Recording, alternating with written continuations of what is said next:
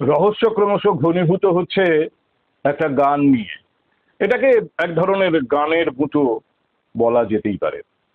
এবং যত সময় এগোচ্ছে তত বোঝা যাচ্ছে যে ভারতবর্ষের সোশ্যাল ফেব্রিকের উপরে এই বিতর্কের ইম্প্যাক্ট বেশ বড়সড় হতে চলেছে।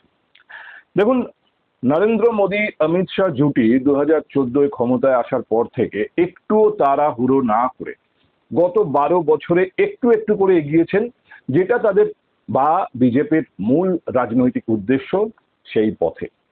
এবং যখন এগিয়েছেন তখন এটা নিশ্চিত করেছেন যে তাদের পিছিয়ে আসতে হবে না। দু একটা ছোটখাটো ক্ষেত্রে হয়তো তাদের এক আধবার স্টেপ ডাউন করতে হয়েছে উত্তেজনা সামলাতে, কিন্তু তারা একে একে করেছেন।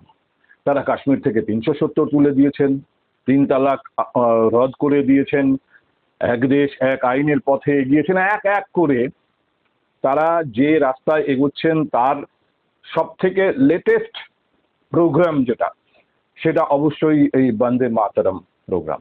ঘটনাচক্রে বছরটা যেটা চলছে নভেম্বর পর্যন্ত, বন্দে মাতরমের 150 বছর। এবং এই বন্দে মাতরম আজকে এমন একটা জায়গায় এসেছে বিতর্কটা, আমি জানি না সাহিত্য সম্রাট বেঁচে থাকলে আজ এই বিষয়টিকে তিনি কিভাবে দেখতেন। আজ থেকে 150 বছর আগে ভারতবর্ষে বসে তিনি এই গান লিখেছিলেন, কিন্তু 150 বছর পরে এমন একটা কোণে গিয়ে বিষয়টি পৌঁছেছে, এমন একটা রাস্তার মোড়ে পৌঁছেছে যে আগামী দিনে ভারতবর্ষের সোশ্যাল ফেব্রিক আদৌ আরো শক্তিশালী হবে না দুর্বল হবে, অন্তত তার কিছুটা অবদান এই বন্দে মাতরম বিতর্কের থাকবে। এ বিষয়ে বিস্তারিত আলোচনা করার আগে কয়েকটা কথা আপনাদের বলে নিই। বাংলায় একটা প্রবাদ বাক্য আছে, অনেকেই শুনেছেন, 10 চক্রে ভগবান ভূত। এই 10 চক্র মানে হচ্ছে, ধরুন 10টা সোশ্যাল সার্কেল যেখানে মানুষ একজোট হয়েছে, আলোচনা করছে কোনো বিষয় নিয়ে। এবং যদি এরকম দেখা যায় যে 10 জায়গায় মানুষ কোনো একটা বিষয়কে স্বীকার করে নিচ্ছে আলোচনায়, তাহলে সেই বিষয়টা যদি ভুলও হয়, মিথ্যেও হয়, তাহলেও কিন্তু সেটাই সত্যি হয়ে যায়। এক কথায় বলা যায়, এই প্রবাদ বাক্যে বলা হয়েছে যে প্রচারটাই হচ্ছে আসল। যদি ঠিকমতো প্রচার করা যায়, দিনকে রাত করা যায়, রাতকে দিন করা যায়। তো এই প্রচারের মাহাত্ম্য, প্রচারের মহিমা সব থেকে ভালো সাম্প্রতিক রাজনীতিতে তো নরেন্দ্র মোদী অমিত শাহ জুটিই বুঝেছেন, বা তাদের যে টিম যারা দিল্লিতে 2014 থেকে কেন্দ্রীয় সরকার চালাচ্ছেন। নরেন্দ্র মোদী নিজেকে যেভাবে প্রচারের আলোয় রেখেছেন, শেখার মতো যারা এই বিষয় নিয়ে পড়াশুনো করেন, কাজ করেন, আমাদের অনেকের কাছেই এর মধ্যে অনেক এলিমেন্টস এরকম ছিল যা আমরা শিখেছি যে কিভাবে কোনো একটা যে কোনো পদক্ষেপকে এমন ভাবে প্রচার করা যায় যে সাধারণ মানুষের কাছে একটা অন্যরকম ইমেজ তৈরি করে, সরকারের হোক, প্রধানমন্ত্রীর হোক। এবং একের পর একটাই ঘটেছে। এমনকি যখন শেষমেশ পাকিস্তানকে শিক্ষা দিতে ভারতীয় সেনাবাহিনী, ভারতীয় বিমান বাহিনী আক্রমণ চালিয়েছে, এমনকি পাকিস্তানের মূল ভূখণ্ডের ভেতরেও, তার নামকরণের ভেতর দিয়েও কেন্দ্রীয় সরকার, নরেন্দ্র মোদীর টিম প্রমাণ করেছে তারা জানেন কিভাবে প্রচার করতে হয়, শুধু ভারতবর্ষের মানুষের কাছে না, আন্তর্জাতিক দুনিয়ার কাছে। কিন্তু সেই এত প্রচারে যারা দড়ো, তাদেরই তো সরকার পশ্চিমবঙ্গে এসেছে, মোটামুটি 100 দিন পেরিয়েছে সরকার, কিন্তু এখনই কোথাও একটা যেন তারা প্রচারে হোঁচট খাচ্ছেন। তারা যা করছেন তা যেন প্রচারের জায়গা থেকে তাদের বিরুদ্ধে চলে যাচ্ছে, বিজেপির এই সরকারের বিরুদ্ধে চলে যাচ্ছে, তাদের একটা সমালোচনা শুনছি। অথচ পদক্ষেপ কিন্তু প্রচারের লক্ষ্যেই করা হচ্ছে। প্রচার কিভাবে করতে হয় বা সেটাকে কিভাবে নিয়ন্ত্রণ করতে হয়, সেটা যেন এরা বুঝতে পারছেন না, বা কোথাও একটা খেই হারিয়ে ফেলছেন। সেটা আপনার অন্নপূর্ণা যোজনার কথা বলুন, অগ্নিমিত্রা পালের ফুটপাতে এক দরিদ্র মহিলা তিনি দুধ ফোটাচ্ছেন, তার সঙ্গে গিয়ে যে ভাষায় কথা বলছেন সেটা বলুন, বা যাদবপুরের ঘটনা বলুন, সাম্প্রতিক একের পর এক ঘটনায় আমি দেখছি প্রচারের জায়গায় ব্যাকফুটে চলে যাচ্ছে বিজেপি, রাজ্য বিজেপি। ধরুন অগ্নিমিত্রার ঘটনা, অগ্নিমিত্রা পরে সাফাই দিয়েছেন যে তিনি জানেন যে একটা গরম দুধ একটা বড় দুর্ঘটনা ঘটাতে পারে, সেখানে যদি কোনো কারণে একজন পথচারী হোঁচট খেয়েও তার উপর পড়ে, তাহলেও তার ইনজুরি অনেক বেশি হবে, এইসব তিনি এখন বলেছেন। কিন্তু যেভাবে বিষয়টা হয়েছে, তিনি কিন্তু প্রচারের লক্ষ্যেই করেছেন, ক্যামেরার সামনে করছেন, সচেতন ভাবে করছেন, কিন্তু একটা নেগেটিভ ফিডব্যাক দিয়ে দিয়েছে। এবার আসুন অন্নপূর্ণা যোজনার কথায়। এটা নিয়ে আমি দু একজন রাজনৈতিক বিশ্লেষকের সঙ্গে আলোচনা করছিলাম।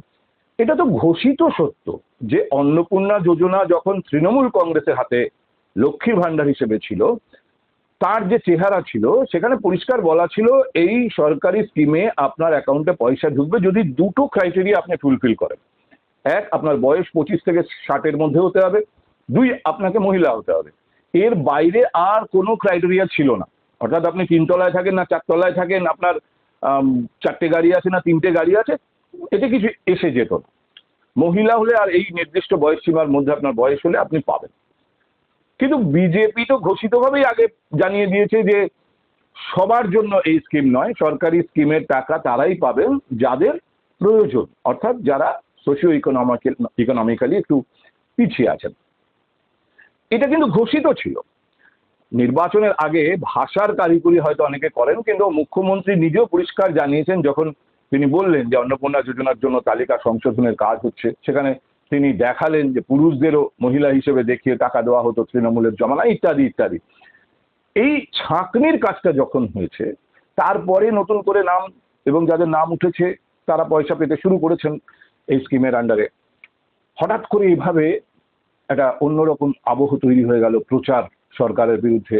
রাস্তায় নেমে আসছেন মহিলারা, পথ অবরোধ করছেন, রেল অবরোধ করছেন। আচ্ছা, একটা জিনিস এখানে স্পষ্ট হওয়া দরকার, কিছু কিছু বিচ্ছিন্ন এরকম ঘটনা এসেছে যে সরকারকে মেলাইন করার জন্য এমন কেউ এই অন্নপূর্ণার টাকা পেলাম না বলে রাস্তায় সিন ক্রিয়েট করছেন, যিনি অ্যাকচুয়ালি দেখা যাচ্ছে যথেষ্ট বিত্তশালী। আবার এরকমও হয়েছে সরকারের যে ক্রাইটেরিয়া আছে সেই ক্রাইটেরিয়া তারা মিট করবেন না, অথচ তারা একসঙ্গে দল বেঁধে রাস্তায় বিক্ষোভ দেখাচ্ছেন টাকা পেলাম না।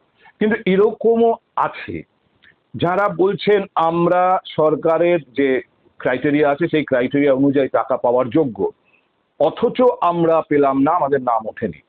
আর তারাই উদাহরণ দিচ্ছেন অমুকের নাম তমুকের নাম উঠেছে, যারা দোতলায় থাকেন, যাদের 3 তলা বাড়ি, বাড়িতে গাড়ি আছে, অথচ তাদের নাম উঠে গেছে। তাদের ক্ষোভটা আর ওইখানে, যতটা না আমি পাচ্ছি না তার থেকেও বেশি সরকার বলার পরেও যাদের পাওয়ার কথা না তারাই পাচ্ছেন, অথচ আমি এবার পেলাম না।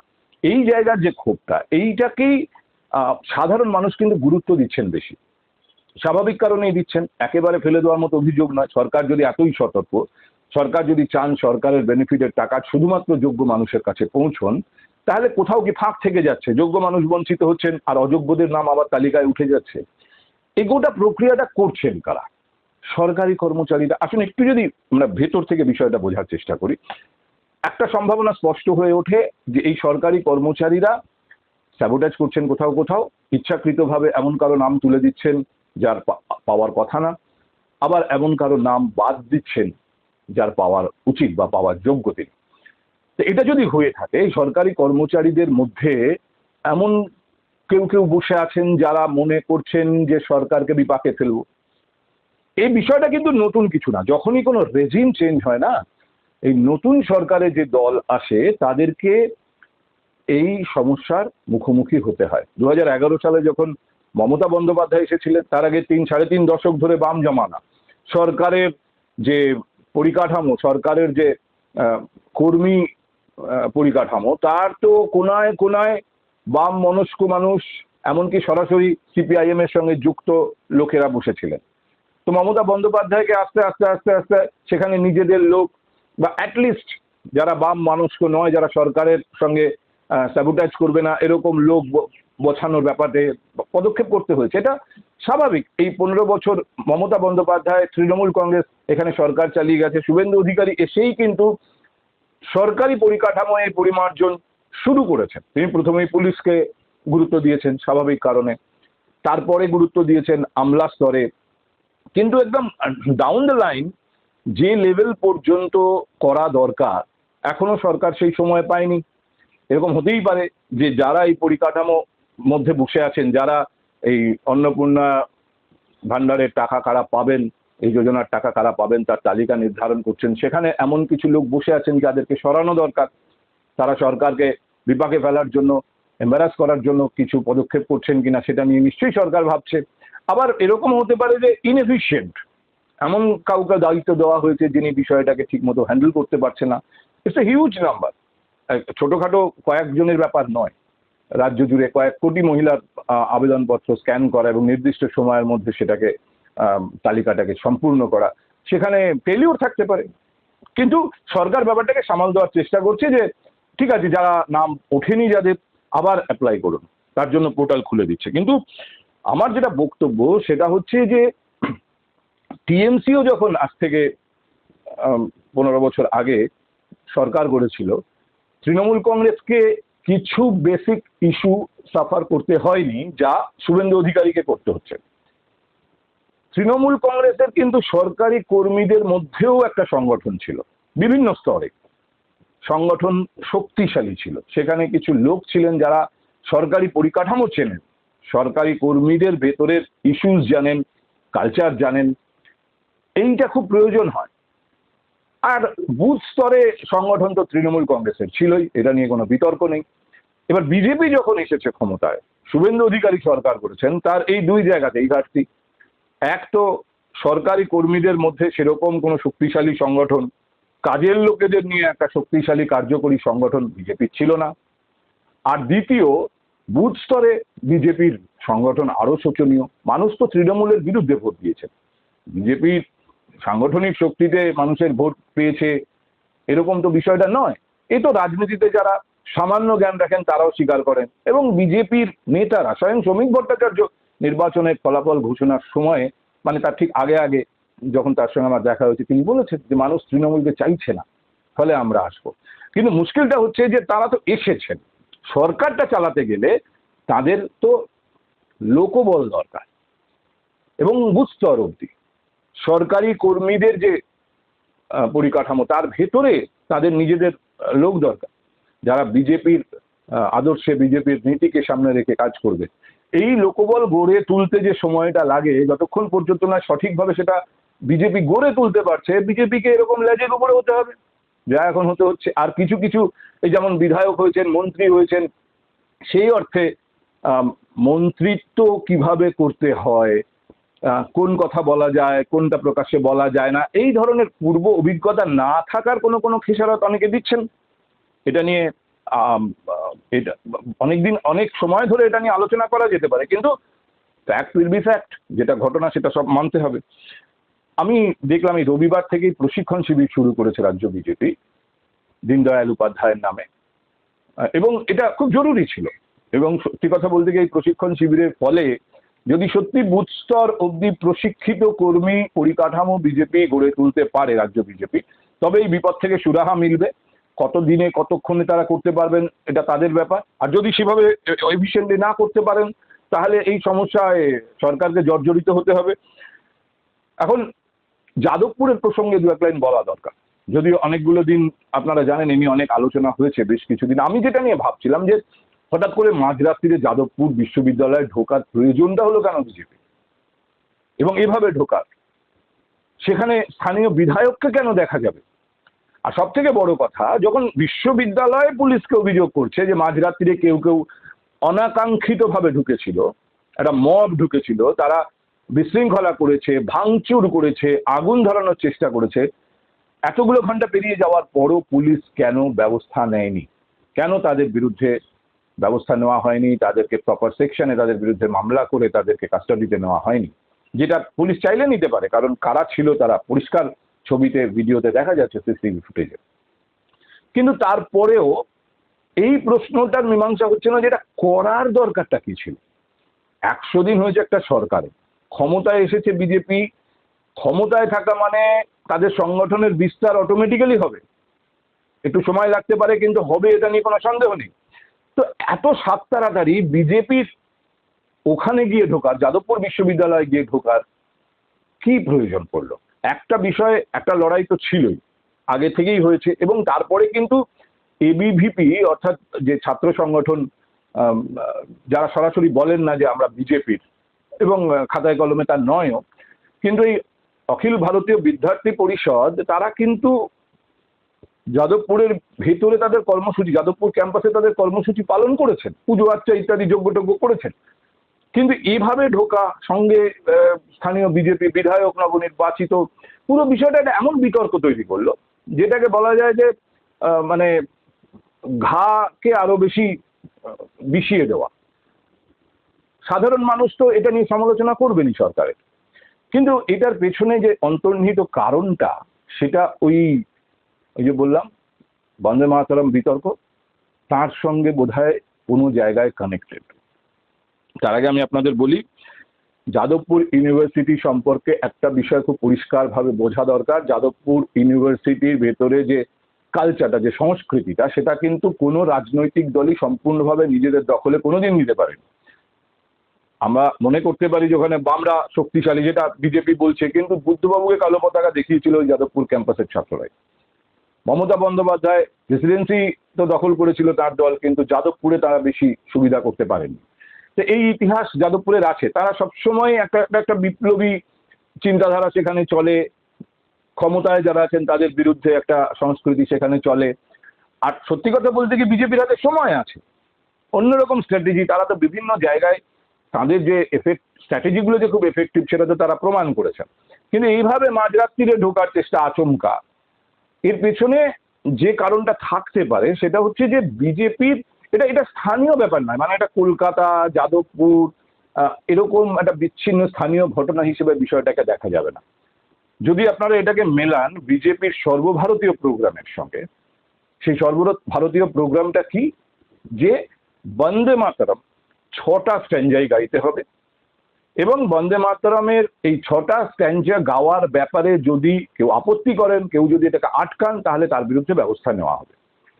এটাকে এই বন্দে মাতরমের 150 বছর উপলক্ষে এই বিষয়টা নিয়ে মাতামাতি বিজেপি করছে, কিন্তু উদ্দেশ্য এটাই ফ্ল্যাটলি একদম, যদি আপনি বেসিক ব্যাপারটা বোঝার চেষ্টা করেন, যে বিজেপির বক্তব্য যে ভারতবর্ষে যে সনাতনী সংস্কৃতি আছে, আপনার জাতি ধর্ম যাই হোক, আপনাকে সেই সনাতনী সংস্কৃতি মেনে চলতে হবে। ধর্ম মানার কথা হচ্ছে না, কিন্তু সনাতনী সংস্কৃতি, আর সেটা মানতে গিয়ে কোনো কোনো জায়গায় ধর্ম তো এসেই যায়।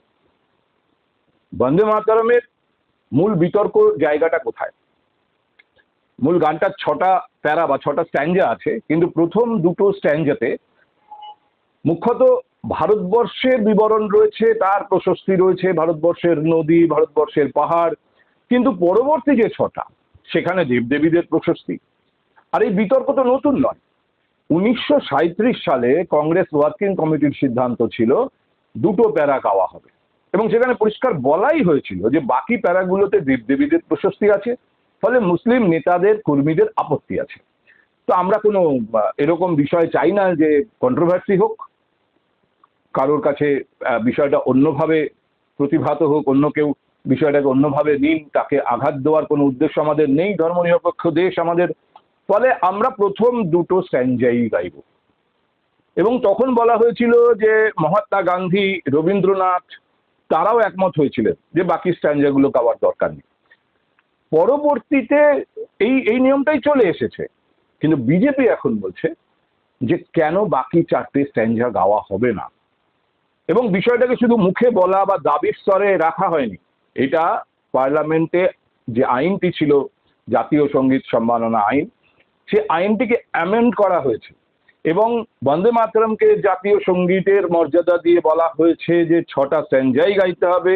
আর যদি কেউ এই 6টা স্ট্যাঞ্জা গাইবার ব্যাপারে বাধা দেয়, রেজিস্ট করে, ডিস্টার্ব করে, তাহলে তার 3 বছর পর্যন্ত জেল হতে পারে। এবার 15ই আগস্টে যে কংগ্রেস অফিসে পতাকা উত্তোলন অনুষ্ঠান, আপনাদের অনেকে মনে আছে, ভিডিওটা অনেকেই দেখেছেন। যখনই এই 3 নম্বর স্ট্যাঞ্জা গাওয়া শুরু হলো বন্দে মাতরমের, অসহিষ্ণু হয়ে পড়লেন সোনিয়া গান্ধী। তিনি বলতে চাইলেন যে এটা কেন গাওয়া হচ্ছে, যদিও পরে কংগ্রেস ব্যাখ্যা দিয়েছে তিনি নাকি চেয়ার চেয়েছিলেন মল্লিকার্জুন খার্গের জন্য, কিন্তু বিষয়টা খুব স্পষ্ট ছিল যে তিনি অসন্তোষ প্রকাশ করেছিলেন। এখন আইন অনুযায়ী যদি কেউ অসন্তোষ প্রকাশ করেন এবং এটাকে আটকানোর চেষ্টা করেন, তার বিরুদ্ধে সাজা শোনাতে পারে আদালত। সোনিয়া গান্ধীর বিরুদ্ধে এ ব্যাপারে ফর্মাল অভিযোগ হয়নি, কিন্তু কংগ্রেস যে এইটাই, মানে সোনিয়া গান্ধীর অসন্তোষ যে বন্দে মাতরমের 3য় বা 4র্থ স্ট্যাঞ্জা গাওয়ার ব্যাপারেই ছিল, সেটা স্পষ্ট হয়ে গেছে। 19শে আগস্ট কংগ্রেস ওয়ার্কিং কমিটি ফয়সলা করেছে, তারা নিজেরা সিদ্ধান্ত নিয়েছে কংগ্রেসের অনুষ্ঠানে 2টো স্ট্যাঞ্জাই গাওয়া হবে। এখন প্রশ্ন হচ্ছে, এটা যদি আইন থাকে 6টাই গাইতে হবে, তাহলে কি কেউ সিদ্ধান্ত নিতে পারে 2টো স্ট্যাঞ্জাই গাওয়া হবে আর বাকিগুলো গাওয়া হবে না? এই বিতর্কের আমি সরাসরি কোনো সমাধান হয়েছে বলে শুনিনি। আমি শুধু শুনেছি বিজেপির যে নতুন কমিটি হলো, যে সর্বভারতীয় কমিটি তৈরি হলো, নরেন্দ্র মোদী তাদেরকে গিয়ে একদিন মিট করলেন, অ্যাড্রেস করলেন। সেখানে সিদ্ধান্ত নেওয়া হয়েছে প্রায় 10 পয়েন্ট রেজলিউশন, যে বন্দে মাতরমকে পূর্ণ সম্মান দিতে হবে, পুরোটা গাইতে হবে, এটা নিয়ে বিজেপি লড়াইতে নামবে। এবং খুব ইন্টারেস্টিংলি সরাসরি আইন আদালতের কথা বলা হয়নি, বলা হয়েছে যে বিজেপি দল হিসেবে বিষয়টা নিয়ে যাবে সাধারণ মানুষের কাছে। অর্থাৎ বন্দে মাতরম এখন একটা বিতর্কের কেন্দ্রে, একদিকে কংগ্রেস, একদিকে বিজেপি। শুধু কংগ্রেস না, তার সঙ্গে অন্যরাও থাকতে পারে যারা মনে করেন যে বাকি স্ট্যান্ডাগুলো নিয়ে যদি বিতর্ক থাকে, কারোর আপত্তি থাকে, তাহলে সেটাকে জোর করে ঢোকানো হবে কেন। আর বিজেপি বলছে না, যদি গাইতে হয় পুরোটাই গাইতে হবে, এবং যদি কেউ বাধা দেয় এখন যা আইন, তাতে তার বিরুদ্ধে আইনত ব্যবস্থা নিতে পারে পুলিশ। যাদবপুর এখানে কিভাবে এলো পরিষ্কার করে দিয়েছেন শুভেন্দু অধিকারী। তিনি বলছেন 28 তারিখ আমরা যাদবপুরে যাব, সেখানে বন্দে মাতরম গাওয়া হবে। তিনি বলেছেন পশ্চিমবঙ্গে থাকতে গেলে বন্দে মাতরম গাইতে হবে। বন্দে মাতরম গাইতে হবে মানে হচ্ছে বন্দে মাতরম পুরোটা গাইতে হবে। অর্থাৎ যাদবপুরে যা ঘটেছে, যাদবপুরে যা মাঝরাত্রিরে ঘটেছে, তার পরের দিন যা ঘটেছে, এগুলো অ্যাকচুয়ালি ট্রেলার। মূল ফিল্ম এখনো পর্যন্ত বাকি আছে। যাদবপুর বিতর্কের অবসান হয়নি। আর ওই বন্দে মাতরম রহস্যেরও, আমি আবার বলছি, ভারতের সোশ্যাল ফেব্রিক, আগামী দিনে এই সোশ্যাল ফেব্রিক শক্তিশালী হবে না দুর্বল হবে, কিছুটা অবদান সম্ভবত এই বিতর্কের থাকবে। এটা কাশ্মীরের 370, 3 তালাক বা এক দেশ এক আইনের থেকে খুব কম গুরুত্বপূর্ণ নয়।